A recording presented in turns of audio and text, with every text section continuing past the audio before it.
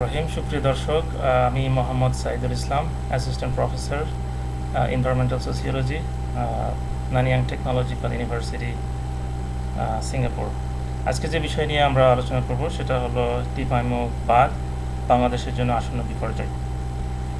যে বিষয়গুলো নিয়ে আলোচনা করা হবে তার মধ্যে রয়েছে ড্যাম সম্পর্কে কিছু পটভূমি, এর পরিবেশিক বিপর্যয়, সামাজিক বিপর্যয়, বাঁধ বিরোধী আন্দোলন এবং এক্ষেত্রে আমাদের যে করণীয় সেগুলো। আপনারা সবাই জানেন যে টিপাইমুখ ড্যামটা নির্মাণ করা হবে বারাক নদীর উপরে, যেটা ইন্ডিয়ার মণিপুর রাজ্যে অবস্থিত, ইন্ডিয়া, এবং যেটা বাংলাদেশের সিলেট থেকে মাত্র 1 কিলোমিটার উত্তরে। এটাকে বলা হচ্ছে যে লার্জ হাই হেড ড্যাম, যেটা 162 মিটার লম্বা। এটা শুধু ড্যামই নয়, বরং এটা হাইড্রো পাওয়ার প্রজেক্ট, যেটা থেকে 1500 মেগাওয়াট ইলেকট্রিসিটি উৎপাদিত হবে বলে আশা করা যাচ্ছে। এটাকে ফ্লাড কন্ট্রোল এবং ইরিগেশনের জন্য ব্যবহার করা হবে। বারাক নদীর উপরে যেখানে ড্যামটা তৈরি করা হবে সেটা আপনারা জানেন যে এই নদীটা বাংলাদেশে এসে সুরমা এবং কুশিয়ারার সাথে মিশেছে। সুরমা এবং কুশিয়ারা পরবর্তীতে মেঘনা নদীর সাথে মিশেছে। এই ড্যাম সম্পর্কে আপনারা যারা জানেন তারা হয়তো বুঝবেন যে অনেক আগে এই ড্যামটা তৈরি করার সিদ্ধান্ত হয়, কিন্তু 2007 সালে বিভিন্ন কারণে, প্রোটেস্টের কারণে মেনলি, ড্যামটা নির্মাণ করা বন্ধ করা হয়।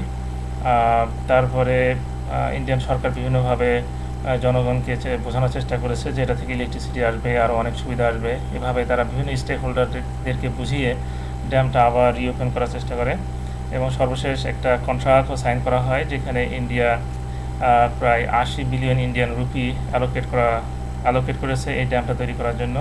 2012 সালের ভিতরে ড্যামটা নির্মাণ শেষ হবে বলে আশা করা হচ্ছে।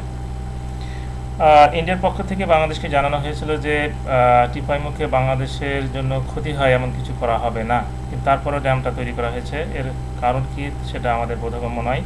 রিসেন্টলি আপনারা জানেন যে বাংলাদেশের দুইজন পাওয়ারফুল অ্যাডভাইজার, প্রাইম মিনিস্টারের অ্যাডভাইজার ডক্টর গওহর রিজভী এবং ডক্টর মুশফিকুর রহমান ইন্ডিয়াতে গিয়েছিলেন। দিল্লিতে তিনারা আলোচনা করেছেন।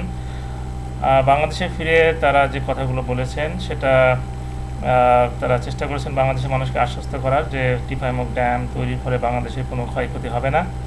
দ্বিতীয়ত তারা বলেছেন ক্ষয়ক্ষতি তো হবেই না, বরং আরও একটু সামনে গিয়ে বলেছেন যে বাংলাদেশের বরঞ্চ আরও উপকার হবে। আরও বলেছেন যে বাংলাদেশে বিনিয়োগের জন্য চরম একটা সুযোগ তৈরি হয়েছে টিপাইমুখ ড্যাম তৈরি হওয়ার কারণে, এবং বাংলাদেশ চাইলে ইন্ডিয়ার সাথে যৌথ সমীক্ষা হতে পারে, এই ধরনের কথা বলেছেন। যদিও যৌথ সমীক্ষা না করেই ইন্ডিয়া একতরফাভাবে এই ড্যাম তৈরির সিদ্ধান্ত নিয়েছে।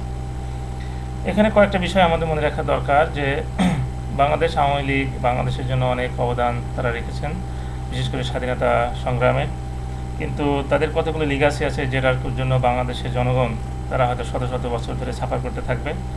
যেমন বঙ্গবন্ধু শেখ মুজিবুর রহমানই ফারাক্কা বাঁধ নির্মাণ করার জন্য অনুমতি দিয়েছিলেন, যার কারণে উত্তরবঙ্গ আজকে সাফার করছে।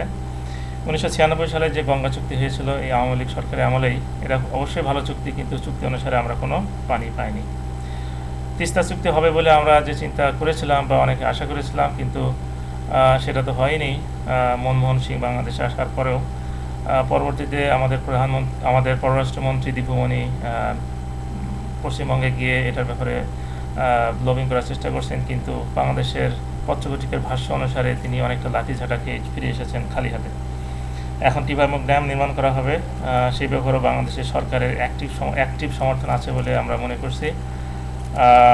এটা আসলে বাংলাদেশের শুধু পররাষ্ট্র নীতিতে নতজানু অ্যাপ্রোচই নয়, বরং নিজের দেশের স্বার্থকে বা নিজের দেশকে চরম বিপদের মধ্যে ফেলে দিয়ে অন্য দেশের স্বার্থকে বড় করে দেখা বা অন্য দেশের স্বার্থকে হাসিল করার জন্য এত বেশি পাগল করা হওয়ার দৃষ্টান্ত সারা বিশ্বে কোথাও আছে বলে আমার জানা নাই। টিপাইমুখ ড্যামের ফলে যে ইকোলজিক্যাল ডিজাস্টার হবে সেগুলো মধ্যে রয়েছে বাংলাদেশের বারাক নদী থেকে প্রায় 7 থেকে 8 ভাগ পানি পেয়ে থাকে। এটা এই পানি প্রবাহের বিঘ্ন ঘটবে, ফলে সিলেট এলাকার মিলিয়ন্স অফ পিপল সাফার করবে। হান্ড্রেডস অফ ওয়াটার বডিজ পানি থেকে ডিপ্রাইভড হবে। মেঘনাও একসময় হয়তো অ্যাফেক্টেড হবে।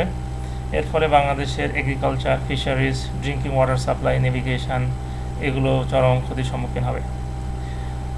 ইন্ডিয়ান জনগণও চরম ক্ষতির সম্মুখীন হবে। একটা সমীক্ষা থেকে জানা গেছে যে 290 বর্গ কিলোমিটার এলাকা মিজোরাম এবং মণিপুরে পরিপূর্ণভাবে পানির নিচে তলিয়ে যাবে। 80,000 মানুষ ভূমিহারা হবে। বারাক ভ্যালির 8টা গ্রাম সম্পূর্ণভাবে পানির নিচে তলিয়ে যাবে। টামেংলং জেলার 90টি গ্রাম সম্পূর্ণভাবে ধূলিসাৎ হবে। 28,000 হেক্টর চাষাবাদের জমি নষ্ট হবে। তাছাড়া অন্যান্য যে সমস্যাগুলো আছে, যেমন পানিবাহিত রোগ বাড়বে, লবণাক্ততা বাড়বে।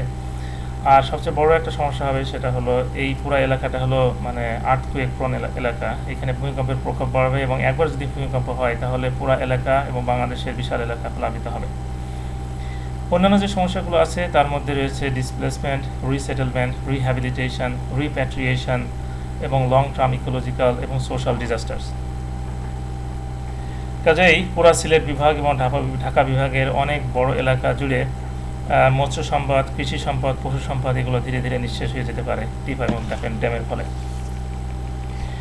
আবহাওয়াতেও চরম ধরনের পরিবর্তন আসবে এবং ম্যাসিভ সিলটেশন, ফ্লাড, স্যালাইনিটি এগুলো ধীরে ধীরে বৃদ্ধি পাবে।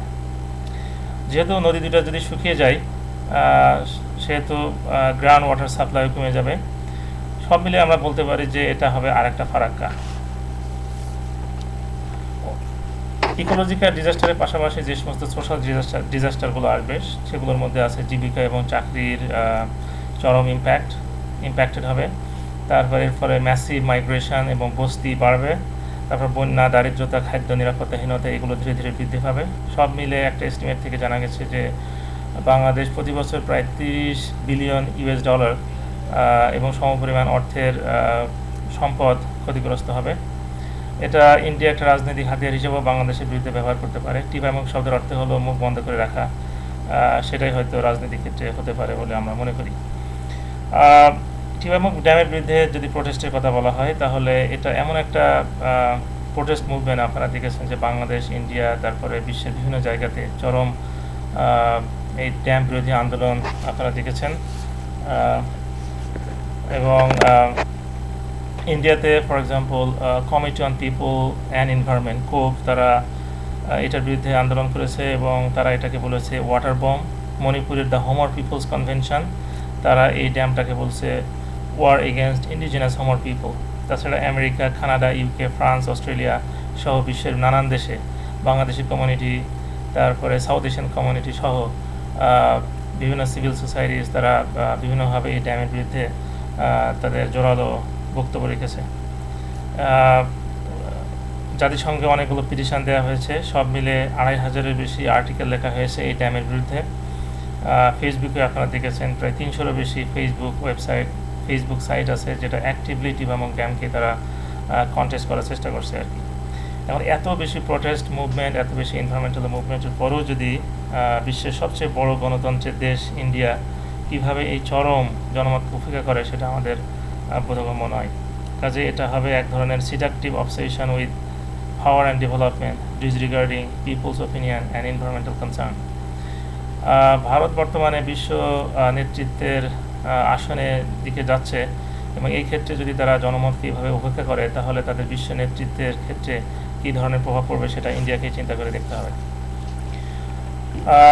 কাজেই যে বাঁধটা নির্মিত হচ্ছে এই ক্ষেত্রে আমাদের অনেকগুলো সাজেশন বা অনেকগুলো পলিসি রিকমেন্ডেশন আছে। প্রথমে আমরা বলতে চাই যে ইন্ডিয়াকে ইমিডিয়েটলি এই বাঁধটা বন্ধ করতে হবে, কারণ গঙ্গা চুক্তি যেটা 1996 সালে হয়েছিল তার 9 নম্বর ধারাতে বলা আছে ইকুইটির কথা, ফেয়ারনেসের কথা, নো হার্মের কথা। এই ধারা অনুসারে India has no right to build another dam.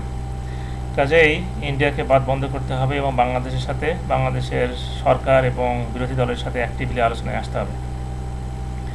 2 নম্বর, বাংলাদেশ ছাড়াও নেপাল, ভুটান ও চীনকে সাথে নিয়ে একতরফা আলোচনা বাদ দিয়ে বহুতরফা আলোচনা হওয়া দরকার। এক্ষেত্রে ইন্ডিয়াকে একতরফা, বড় ভাই সুলভ, মাইট ইজ রাইট অর্থাৎ জোরজার মুলুকদার এই ধরনের অ্যাপ্রোচ বাদ দিয়ে বহুতরফা আলোচনার দ্বার উন্মোচন করতে হবে। 3 নম্বর, ফুলের তল ব্যারেজ যেটা টিপাইমুখ থেকে একটু দূরে নির্মাণ করার সিদ্ধান্ত হয়েছে সেটাও বন্ধ করতে হবে। 4 নম্বর, বাংলাদেশের উপর প্রবাহমান অন্যান্য নদীর উপরও অবকাঠামো নির্মাণ বন্ধ করতে হবে। গঙ্গা এবং তিস্তা অলরেডি তারা অবকাঠামো নির্মাণ করেছে। Tipaimukh will be the third major project. এগুলো ছাড়াও অন্যান্য ছোট যে নদ নদীগুলোর উপরে ইন্ডিয়া অবকাঠামো নির্মাণ করেছে, দুধকুমারী, খোয়াই, মনু, মহুরী, ধরলা, এগুলো ইন্ডিয়াকে বন্ধ করতে হবে। 5 নম্বর, বাণিজ্যিক চিন্তাধারা যেমন বিদ্যুৎ আসবে এগুলো বাদ দিয়ে ইকোলজিক্যাল অ্যাপ্রোচ নিয়ে ইন্ডিয়া এবং বাংলাদেশকে এগোতে হবে। 6 নম্বর, বাংলাদেশ সরকার যতটুকু তথ্য পেয়েছে তা জনগণের সম্মুখে প্রকাশ করতে হবে, যাতে গঠনমূলক সমালোচনা, গবেষণা এবং অ্যানালিসিস করা সম্ভব হয়। 7 নম্বর, বাংলাদেশ সরকার এই টিপামুখ ড্যামের যে ফার্স্ট সাইটিং প্রভাব পড়বে সেই প্রভাব নিয়ে স্বাধীন গবেষণা কেন্দ্র স্থাপন করতে পারে। 8 নম্বর, সব রাজনৈতিক দল এক হয়ে সব ধরনের দ্বিধাদ্বন্দ্ব ভুলে গিয়ে ইন্ডিয়ার সাথে শান্তিপূর্ণ আলোচনা করে এই সুদূর প্রসারী সমস্যার সুদূর প্রসারী সমাধান করতে হবে বা করা উচিত। 9 নম্বর হলো, সব রাজনৈতিক দল থেকে প্রতিনিধি নিয়ে সরকার একটা বিশ্বাসযোগ্য এবং শক্তিশালী টিম তৈরি করে টিপাইমুখ ড্যাম পরিদর্শনে সরকার পাঠাতে পারে এবং ইন্ডিয়ান সরকারের সাথে অ্যাক্টিভলি আলোচনায় বসতে পারে। এবং তারা যে সুবিধার কথাগুলো বলছে সেই সুবিধা বাংলাদেশ কত অংশ পাবে তার একটা ক্লিয়ার কাট চুক্তি হওয়া দরকার, যদি ড্যামটা কোনোভাবেই ঠেকানো না যায়। এবং পরিশেষে যেটা বলতে চাই সেটা হলো, বাংলাদেশের সব জনগণের উচিত দেশকে বাঁচাতে গণ আন্দোলন চালিয়ে যাওয়া এবং এক্ষেত্রে সব রাজনৈতিক দল including Awami League, civil society বা সুশীল সমাজ, এনজিওস, প্রবাসী বাংলাদেশি এবং অন্যান্য গ্রাসরুটস অর্গানাইজেশন, তাদের সবাইকে এক হয়ে বাংলাদেশের জন্য এই চরম বিপর্যয়কে রোধ করার জন্য সংগ্রাম চালিয়ে যাওয়া দরকার। এটা যদি না হয় তাহলে বাংলাদেশের ভবিষ্যৎ প্রজন্মকে চরম প্রাইস পে করতে হবে। এটা বলে আমি আমার কথা শেষ করছি। খোদা হাফেজ।